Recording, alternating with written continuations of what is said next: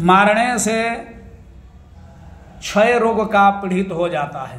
जो गौ को मारता है वह कुबड़ा हो जाता है, मूर्ख हो जाता है।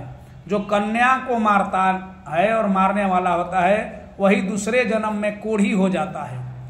तीनों चंडाल को जोनी में जन्म ले लेता है। स्त्री को जो मारता है या गर्भ को नष्ट करता है,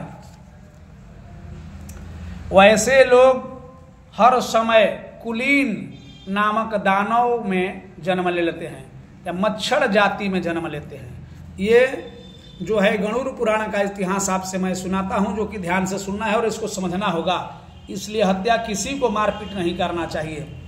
अब देखिए, उत्पीड़ना से अग्रगण स्त्री को गमन करने वाला नपुंसक हो जाता है और गुरु पत्नी के साथ जो गमन करता है, धोखा देता है, दुराचारी रोग से पीड़ित हो जाता है। जो मांस खाने वाला, अंश और भक्ष करने वाला, लाल लाल आंखों को करने वाला, मंदिरा पीने वाला, दांत काले हो जाते हैं। जो ब्राह्मण जीव से ही चंचल और चटोर रहता है, अधिक में भक्षण करता है, पेट से बहुत बड़ा हो जाता है। जो दूसरे को न दे करके स्वादिष्ट वस्तु माँ अपने स्वयं खा लेती है, वे गंड मुंड के बीमारी से पीड़ित हो जाती है, जिसको बवासीर कहा जाता है। जो श्राद्ध के अशुद्ध अन्न को वह सफेद कुष्ठ रोग में पीड़ित हो जाता है। जैसे हम लोग 1 से लेकर के 10 दिन का श्राद्ध मनाते हैं, इसमें किसी व्यक्ति को खाना नहीं चाहिए, न दूसरे को खिलाना चाहिए। आप लोग का भी ये नियम है कि दूसरे के यहाँ खाना पीना नहीं है, और नहीं तो अभिमान किया हुआ कुष्ठ रोग से पीड़ित हो जाता है। अभिमान मुक्त से गुरु का अपमान जो करता है, वे दूसरे जन्म में मुर्गा मुर्गी होकर के रोग से पीड़ित हो जाता है। फिर है कि शास्त्र तथा वेदों को निंदा करने वाला निश्चय ही पांडु रोग से पीड़ित पियरी से हो जाता है। झूठ गवाही देने वाला, गूंगा, प्रतिभेद करने वाला काना हो जाता है। और विवाह को जो बिगाड़ता है वह बिना ओठ का ओठकट्टा के नाम से प्रचलित हो जाता है। जो पुस्तक चोराता है उगर्ण नाम से अधिक हो जाता है। जो गौ ब्राह्मण को लात मारता है, लज्जा वर्जित से पंगु रोग से पीड़ित हो जाता है।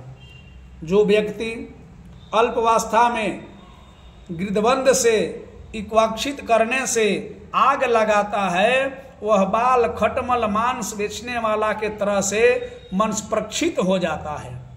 जो पराये मांस को खाता है वे रोगी हो जाता है।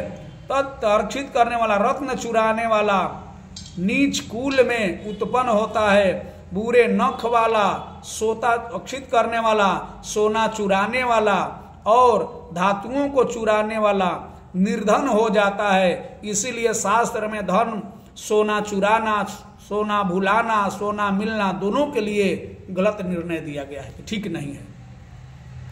अन्न को चुराने वाला चूहा बन जाता है, सावा कोर्थित हो जाता है, कुकुंदर छुछंदरी बन जाता है।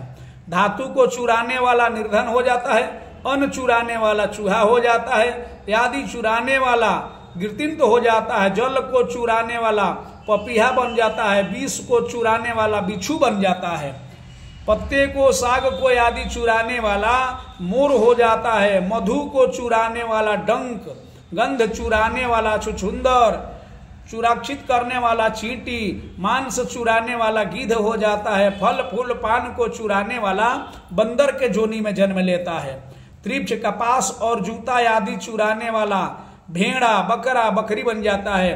तीर्थ करने वाले यात्रियों के धन जो लूटता है वह सिंह के समान हो जाता है, अथवा उससे जीवित करने वाला, शिकार करने वाला कसाई के घर में जाकर के बकरा बन जाता है। विष बनाकर मरने वाला जो आदित्य में जहर खिला देता है, कार्य करता है, वह सादा ही सर्प के जोनी में उत्पन्न होता है। उदित कार्य करने वाला जंगल में हाथी हो जाता है। बलि बैस को करने वाला ब्राह्मण जो नीच के अन्न को भोजन करता है वे बाघ के जोनी में उत्पन्न हो जाता है। जो ब्राह्मण संध्या गायत्री नहीं करता है वे जिसका अन्न करना भक्षण करता है वे स्वयं ही भेड़े के बगुला बन जाता है। इस करने वाला जो क्षुद्र के यज्ञ कराता है गांव के सुअर हो जाता है। बहुते से पुरोहित कहते हैं कि गधे हो जाते हैं और बिना निर्वक्ष को रहते हैं। भोजन अग्धित करने वाला निमंत्रण के बिना जो भोजन करता है वह कौवे के जोनी में ब्राह्मण उत्पन्न ले लेता है। सुपात्र ब्राह्मण को जो भी विद्या नहीं जानकारी है, बलवान अपने बलिवान करता है और बैल के जोनी में उत्पन्न होता है। गुरु की जो शीश सेवा नहीं करता है वह पंगु रोग से पीड़ित हो जाता है।